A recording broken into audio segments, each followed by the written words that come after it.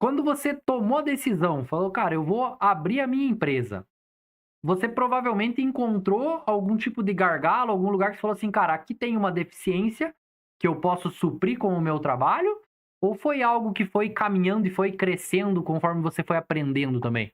Uma resposta jurídica bem interessante para isso depende, né.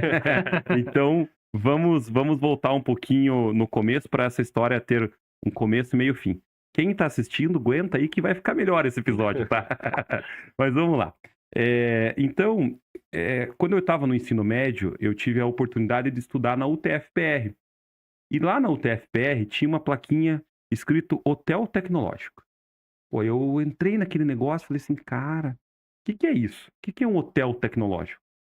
E aí eu conheci uma professora chamada professora Cristiane, que foi com a minha cara e falou assim: "Ah, isso aqui é um negócio que você vem, se inscreve aqui, se você tem uma ideia, a gente te ajuda a formar uma empresa". Pô, eu já formatava os computadores para os pais dos meus amigos nessa época, então eu já tinha uma receitinha ali, já fazia alguns serviços pontuais, né. Falei: "Ó, eu tenho uma ideia, quero abrir uma empresa de informática, tal".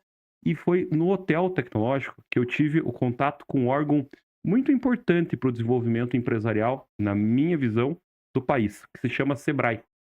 O Sebrae, para quem nunca escutou falar de empreendedorismo, ele é uma baita de uma porta de entrada, porque ele te mostra o básico. E eu tive a sorte de ser exposto a temas de empreendedorismo nos meus 16, 17 anos. Então, muito cedo, eu comecei a pelo menos ter uma noção do que era um plano de negócio, do que era um fluxo de caixa, enfim, né, de separar a receita da pessoa física e da pessoa jurídica. Então, são conceitos muito simples que eu tive a oportunidade de conhecer desde o começo. Então, eu tenho uma gratidão eterna à incubadora, né, ao Hotel Tecnológico da UTFPR, porque ele me deu esse banho de empreendedorismo. E aí, é óbvio que a gente sempre começa com uma ideia brilhante, né. Então a minha ideia era fazer um software, que ajudasse as empresas a selecionar candidatos. Adivinha o que aconteceu com essa ideia? Nada. Ela continua sendo uma ideia, até hoje é uma ideia. Mas o que que é o ponto? Como eu estava lá entendendo de empreendedorismo, tendo essa formação, essa imersão, vamos dizer assim, eu comecei a identificar algumas nuances no meu mercado. Então eu, à época, formatava computadores.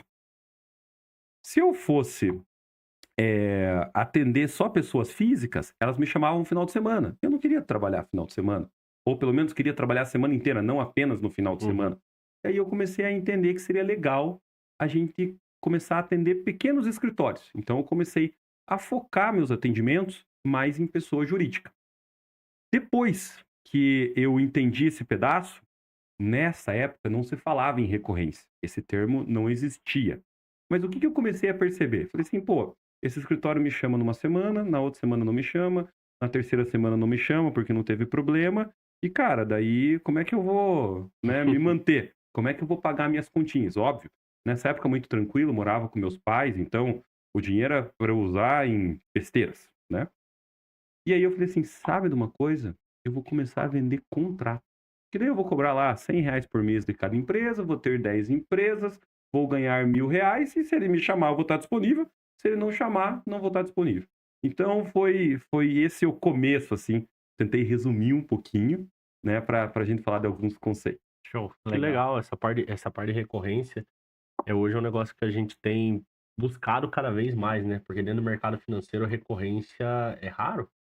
É a recorrência que você tem é um relacionamento com o cliente, mas Uhum. relacionamento como posso dizer assim, o relacionamento é um negócio que te paga todo mês, e você tem que ter um ritmo comercial frenético para todo mês continuar se pagando.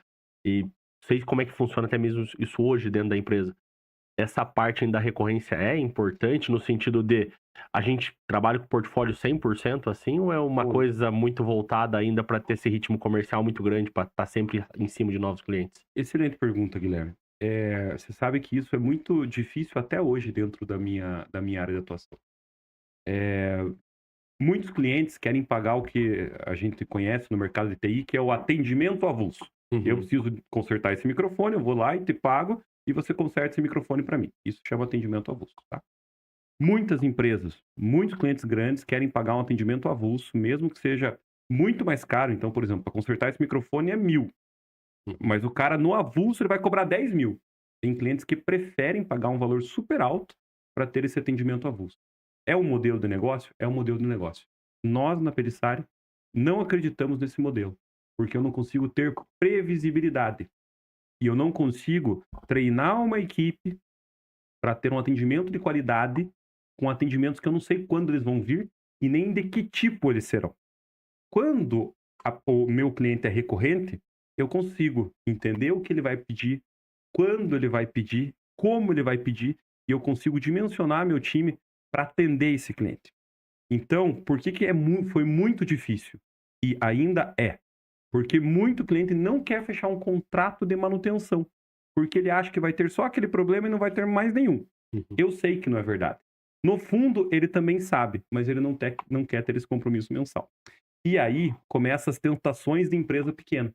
Que às vezes você está apertado no meio do mês, no final do mês, essa época do ano de dezembro, no 13º, e chega um cliente e fala assim, não, eu quero te pagar um one shot aqui para você arrumar ou fazer um determinado processo na minha empresa, que depois eu vou contar um pouco mais dos produtos, né?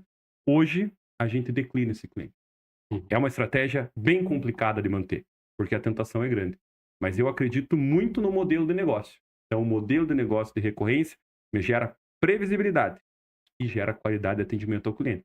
E tanto tem funcionado que a gente tem crescido aí de forma bem interessante nos últimos anos. Legal. Até essa parte da recorrência, a gente tem avançado bastante esse discurso interno aqui, né? E, cara, é o que você falou, você nunca sabe o que vai acontecer no mês que vem. Mês que vem pode cair um meteoro aqui, vai acabar tudo, você tá tranquilo, então você não tem mais nenhuma conta pra pagar. Só que o mês que vem também você pode ter o carro, estragou o motor, cartão de crédito lá em cima, e você tem um monte de conta, você tem que dar um jeito de resolver as coisas. É isso aí.